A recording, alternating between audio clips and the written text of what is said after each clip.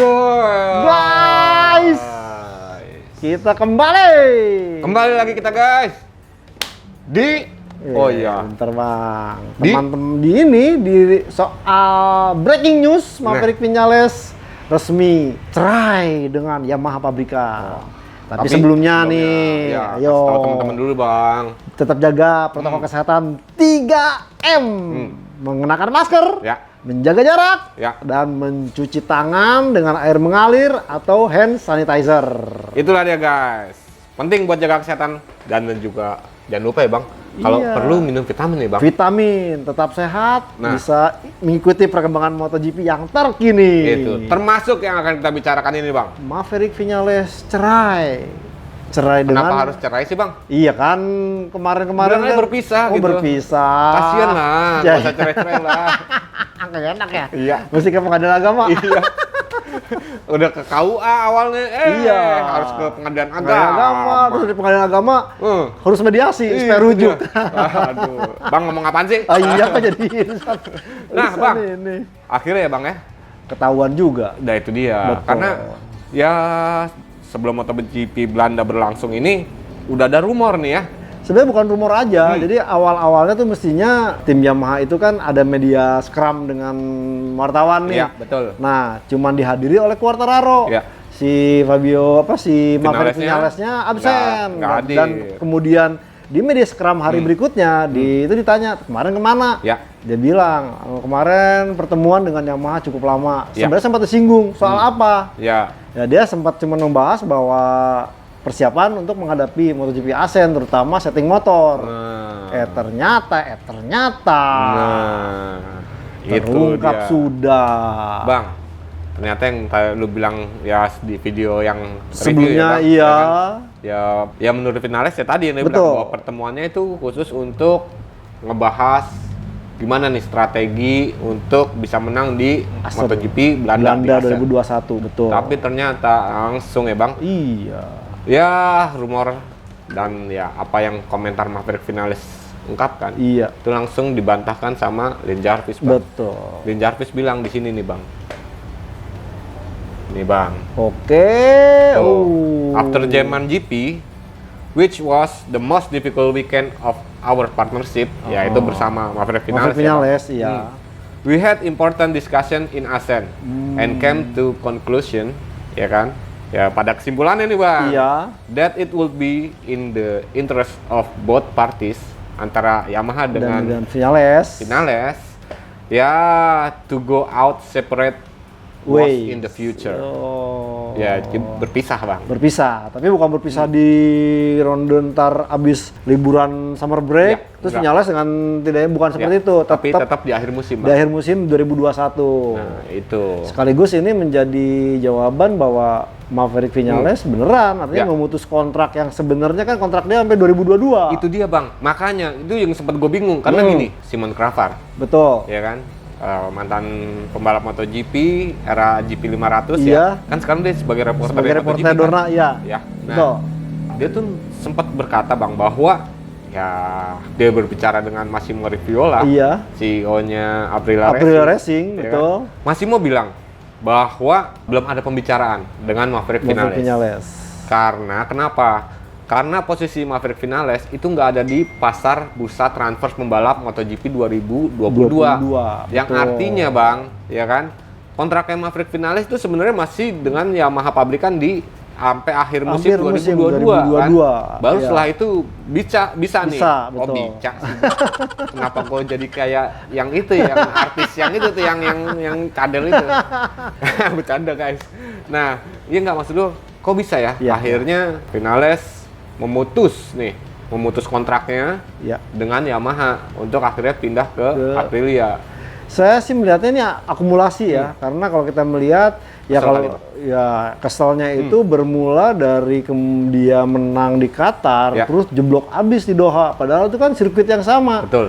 Terus kemudian berlanjut ke Portimao, Portimao yang memang diakui hasilnya di tahun lalu cukup jelek, tapi ternyata si teman setimnya Fabio Quartararo malah bagus dan dia menang gitu. Ini kan menjadi istilahnya kok ada apa? sampai kemudian dari Portimao tuh Viñales sudah memberikan komplain bahwa ya berikanlah perbaikan yang saya inginkan, karena kan kalau kita melihat status Viñales bergabung dengan Yamaha 2017, kemudian bareng dengan Valentino Rossi. Betul.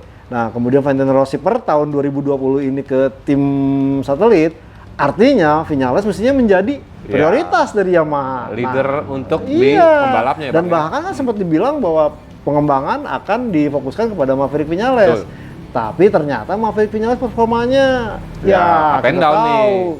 Cukup jelek lah, dan sampai kemudian ada intervensi dari Yamaha bagaimana di ronde kemarin Mugello pergantian kru chiefnya dari Esteban Garcia yang membawa dia juara dunia Moto3 dengan Stefano Galbusera. Itu dia. Di 2 ronde ini nih. Nah, itu atas dari istilahnya walaupun bilangnya ya Bang, bilangnya itu kesepakatan bersama antara Viñales dengan Yamaha. Betul. Tapi sebenarnya itu ya kehendaknya Yamaha ya sebenarnya itu Bang. Murni intervensi dari Yamaha pabrikan. Untuk mengganti Esteban Garcia ke Galbusera. Ya, Stefano Galbusera, dengan asumsi Stefano Galbusera ini ya memang dia kan orang Yamaha. Dari awal sebelum Yamaha MotoGP ada tuh di WSBK tuh dia. Dan bahkan kemarin-kemarin kalau kita melihat saat menangani Valentino Rossi pun jangan salah loh, Valentino Rossi mendapat julukan sebagai Mr. Sunday, di mana dia buruk di saat latihan, tapi tiba-tiba setting di saat balapan cukup bagus. Nah, ini harapannya akan muncul seperti itu, tapi entah kenapa mungkin Maverick Viñales udah lebih ya istilahnya kalau mamanya menyangkut kru chief atau kepala mekanik ini udah kayak urusannya pribadi. Karena rasa kepercayaan udah kayak melebihi pacar malah. Jadi benar-benar dekat, benar-benar mengetahui karakter seperti apa. Sepertinya ini yang membuat Maverick Viñales agak sedikit kurang terima, dan bahkan kuciwa ya Bang. Iya, kuciwa banget. Dan kalau mamanya melihat kemudian ditangani oleh Stefano Galbusera, itu Maverick Viñales tidak ada istilahnya komunikasi verbal langsung antara dirinya dengan Stefano Galbusera. Itu kalau mamanya kebetulan melihat di sesi free practice sesi free practice di boxnya. Dan kemarin paling kelihatan, setiap dia masuk pasti yang mendatangi dia duluan adalah coachnya, yaitu Julian Simon. Baru Julian Simon ntar memberikan informasi kepada Stefano Galbusera.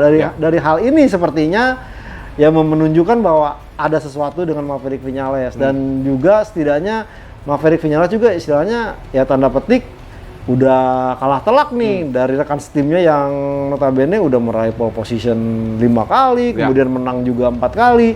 Jadi secara head to head ya Maverick Viñales tentu merasa waduh ini masalah nih. Dan juga Maverick Viñales merasa diri pribadinya tidak istilahnya diperhatikan atau dipedulikan. Berbeda dengan saat penanganan ke Quartararo yang sampai Quartararo bisa cerita bahwa ada pengembangan ubahan terkait dari elektronik di mana bisa istilahnya memanipulasi traksi kontrol sehingga bisa menjalankan motor Yamaha M1 seperti yang diinginkan oleh Quartararo. Nah, di Maverick Viñales itu tidak ada perubahan seperti itu. Ya makin menjadi-jadi. Viñales memutuskan kayaknya wah ini nggak ada masa depan. Nggak ada masa depan buat dia, dan dia istilahnya udah kalah performa karena seorang pembalap di saat dia juara itu pasti kan ada bonus tambahan. Di saat dia berhasil memimpin klasemen pasti ada bonus. Nah, dengan kondisi Maverick Viñales di 7 putaran kemarin jeblok, ya pasti dia mikir, waduh kagak ada income nih, mana udah punya bini nih, udah punya momongan lagi nih, mesti beli Pampers. Pampers susu. Nah, ini sepertinya pengalaman banget Bang. Iya, sepertinya menjadi alasan Maverick Viñales untuk memutuskan kontrak yang harusnya berdurasi sampai 2022 hingga 2022 hanya setahun aja. Tapi itu tadi ya ini berani juga karena dengan keputusan dia menghentikan kontrak hanya semusim, berarti dia harus membayar kompensasi kepada si pabrikan Yamaha. Nah itu dia, untuk kompensasi kan kita nggak tahu nih Bang, itu antara urusannya Yamaha dengan si Maverick Viñales, ya nggak? Apakah jangan-jangan ya walaupun bayar kompensasi, akhirnya itu dibayarkan oleh si Aprilia. Gitu kan? Udah sini, lu pindah ke gue bayarin. Betul. Yang penting lu ke gue. Temenin tuh Alex Espargaro, temenin tuh ya. Iya, dan bahkan sampai Alex Espargaro udah sini aja, udah. Mengingat ya sedikit kurang lebih memori Suzuki. Memori Suzuki, betul. Iya nggak? Iya. berdua nih ngembangin JSX GSX-RR dari 2015, 2016, kemudian 2017 hengkang. Dan pada saat 2016 tuh Maverick Vinales meraih kemenangan pertama buat Suzuki di Inggris. Nah, sepertinya nih reuni Aleix Espargaro dengan Maverick Vinales mungkin bisa membuahkan hasil. Karena kita tahu bahwa Aleix Espargaro ini bukan pembalap MotoGP kaleng-kaleng, dia sosok yang bisa mengembangkan motor cukup baik. Ya Suzuki GSX-R juga itu buktinya. Dan bahkan sekarang Aprilia udah mulai bisa, ya masih separuh napas sih. Tapi tidak menutup kemungkinan mungkin dipadu-padankan dengan Maverick Vinales bisa jauh lebih greng. Jangan-jangan ya kayak waktu di Suzuki Bang ya, Betul. akhirnya memberikan kemenangan pertama Aprilia itu Maverick Vinales. Betul. Bukannya Aleix Espargaro gitu kan ya. Iya. Walaupun ya akhirnya sebenarnya keduanya tuh agak sedikit baperan tuh ya Bang. Baperan, iya emang. Ya tahu sendiri. Dua-duanya sekali, iya. Suzuki juga gitu kan, ribut-ribut juga. Bener baperan sih. Tapi ya itu kan dulu. Iya, siapa tahu sekarang. Ya, siapa tahu sekarang udah ya nggak baperan, tapi memang mempunyai apa ya, tujuan yang sama untuk mengembangkan si RSGP. Betul. Itulah untuk Maverick Vinales, ya nggak Bang? Iya. Tapi yang menjadi pertanyaan adalah, saya minum dulu, nih? Bang. Apa nih?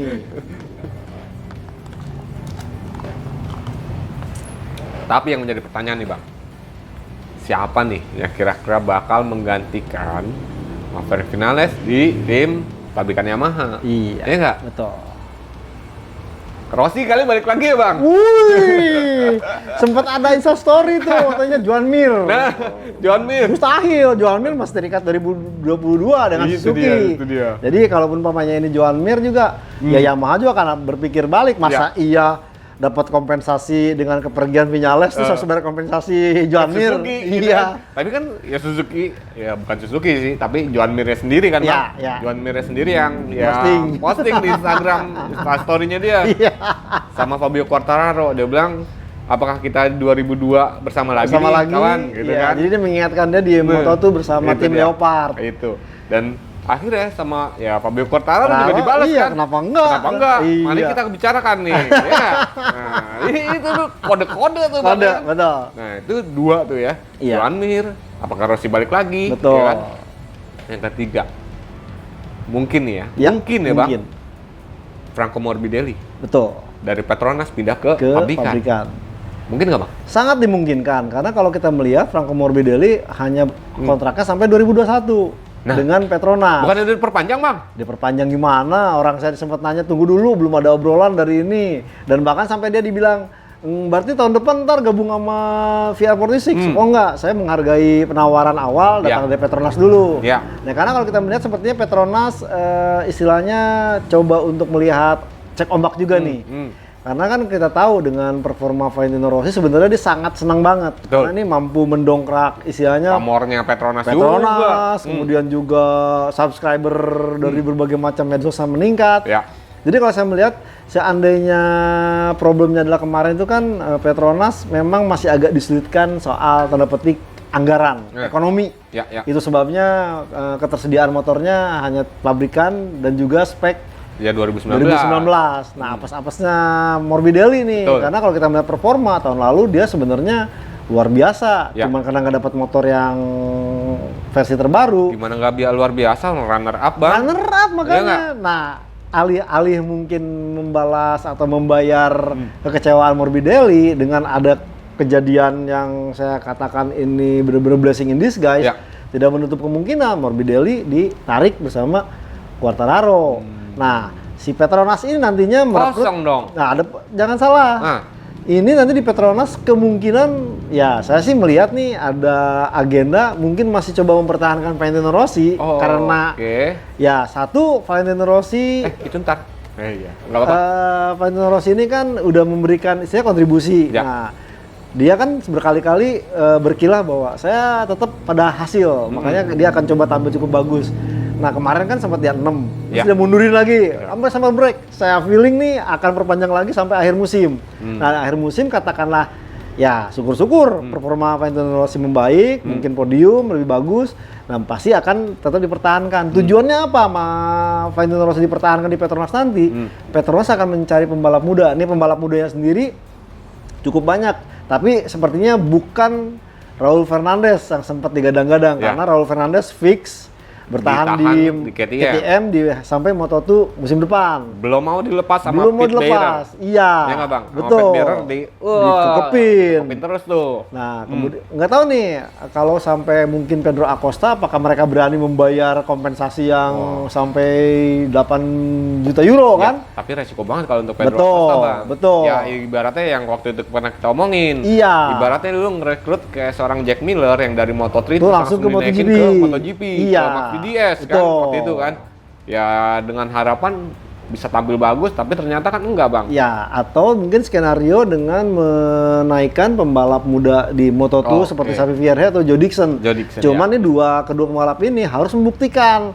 Karena performa di Moto2-nya sendiri masih belum terlalu mengembirakan. Karena harapannya kemarin tuh Petronas mencoba untuk tampil di Moto2 lebih baik lagi.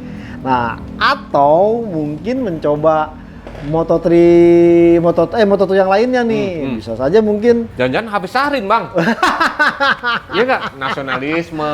Itu bisa. Ya, cuman apakah iya harus membandingkan Hafiz Sarin karena nasionalisme versus dengan Valentino Rossi? Sepertinya enggak. Juga ya. Pasti harapannya sih ini ada pembalap yang punya talenta muda bagus. Mungkin ntar bisa belajar dari Valentino Rossi, mungkin setting atau apa sehingga bisa memberikan performa yang apik buat Petronas di 2022. Karena kalau kita bicara tentang pembalap Petronas nih, pembibitannya juga kan ya ada lah ya. Ada dia. Generasinya ada dari Moto3 walaupun ya bukan pembalap Malaysia, iya. Ya kan Darren Binder, John McPhee. Ya kan? Ini bukan murni nasionalisme lah ibaratnya. Iya. Nah, terus untuk yang di Moto2-nya ada Xavi Vierge, ada John Dixon. Nah, jadi ya adalah sebenarnya kalau merekrut dari si pembalap binaannya Petronas. Betul. Tapi yang menjadi pertanyaan adalah kira-kira mampu nggak untuk 4 pembalap itu? Ya tadi Bang Joni bilang performanya juga sekarang nggak lagi bagus pada gitu kan. ini entah ada yang sempat bilang ketularan kali ini dari MotoGP-nya jelek jadi ke bawah jelek kayak gitu. Nah, itu dia Bang. Jadi masih tanya-tanya nih Bang ya. Betul.